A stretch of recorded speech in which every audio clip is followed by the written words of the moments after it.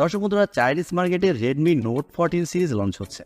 আর এই সিরিজে তারা প্রথমে দুইটি ফোন লঞ্চ করবে, রেডমি নোট 14 প্রো এবং Redmi note 14 pro plus.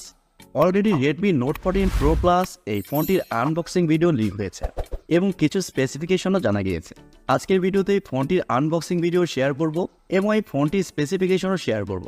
So ফোনটি কবে গ্লোবাল মার্কেটে লঞ্চ হবে এবং বাংলাদেশের মার্কেটে আসবে, এই সবগুলো বিষয় নিয়েও কথা বলব।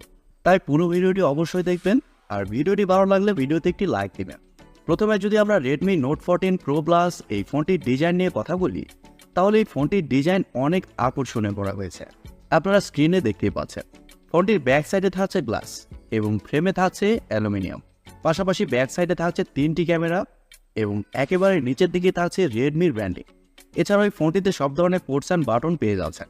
তবে 3.5mm হেডফোন জ্যাক এই ফোনটিতে থাকছে না। এই ফোনে থাকছে IP69K dust and water resistant, অর্থাৎ এই ফোনটিকে বলতে পারেন ওয়াটারপ্রুফ। আর ফোনটির থিকনেস করা হয়েছে 9.36mm এবং ওজন থাকছে 212 গ্রাম।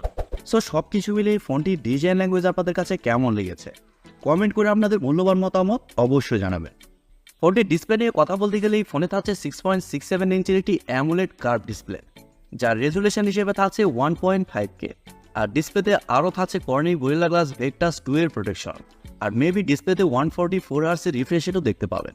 Overall Redmi note 14 pro plus এই ফোনটির ডিসপ্লে সেকশনও ভালো করা হয়েছে। ফোনটির সফটওয়্যার এবং পারফরমেন্স নিয়ে কথা বলতে গেলে এই ফোনে থাকছে অ্যান্ড্রয়েড 14, যার ব্যাক এন্ডে থাকছে HyperOS। আর HyperOS এর অপটিমাইজেশন কিন্তু খুবই ভালো। আর সম্ভবত এই ফোনটিতে মিডিয়াটেক ডায়মেনসিটি 7350 এই চিপসেটটি ব্যবহার করা হতে পারে, যার আন্তত স্কোর 7,70,000-এর আশেপাশে।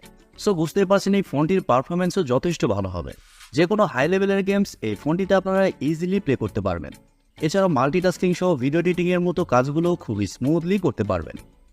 ফোনটির ক্যামেরা সেকশন নিয়ে কথা বলতে গেলে প্রথমে বলেছি ফোনটির ব্যাক সাইডে 3টি ক্যামেরা সেন্সর ব্যবহার করা হয়েছে, যার মেইন সেন্সর হিসেবে থাকছে 50 মেগাপিক্সেলের ওয়াইজ যুক্ত ক্যামেরা। আর সেলফি ক্যামেরা হিসেবে ফোনটিতে 50 মেগাপিক্সেলের সেলফি ক্যামেরা থাকতে পারে। তবে মজার ব্যাপার হচ্ছে ফোনটিতে ব্যবহার করা হয়েছে 6200 mAh একটি ব্যাটারি, বিগ ব্যাটারি সাইজ, এবং আরও থাকছে 90 ওয়াটের চার্জার। সো এত বিগ সাইজের ব্যাটারি থাকার কারণে ফোনটিতে ব্যাটারি ব্যাকআপ খুবই ভালো পাবেন। নর্মালি যে ফোনটি আপনারা 2 দিনের মতো ব্যাটারি ব্যাকআপ পাবেন। আর আপনি যদি হেভি ইউজার হন, তারপরে এই ফোনটি আপনাকে 1 দিনের উপরে ব্যাটারি ব্যাকআপ দিবে। সো ব্যাটারি ব্যাকআপের জন্য এই ফোনটি খুবই ভালো হবে। এবারে কথা হচ্ছে ফোনটি গ্লোবাল মার্কেট সহ অন্যান্য দেশে কবে আসছে। দর্শক বন্ধুরা, প্রথমে বলেছি ফোনটি 26 তারিখে চাইনিজ মার্কেটে লঞ্চ হচ্ছে। আর ধারণা করা হচ্ছে আগামী মাসের শুরুর দিকেই ফোনটি গ্লোবাল মার্কেটের বিভিন্ন দেশে লঞ্চ হবে। আর গ্লোবাল মার্কেটে লঞ্চ হওয়ার সাথে সাথেই ফোনটি আনঅফিসিয়ালি আমরা বাংলাদেশের মার্কেটেও দেখতে পাবো। তবে এই ফোনটির প্রাইস এখনও জানা যায়নি।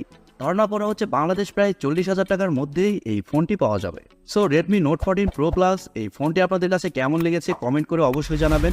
আর সবাই অনেক অনেক ভালো থাকবেন এবং সুস্থ থাকবেন। খোদা হাফেজ।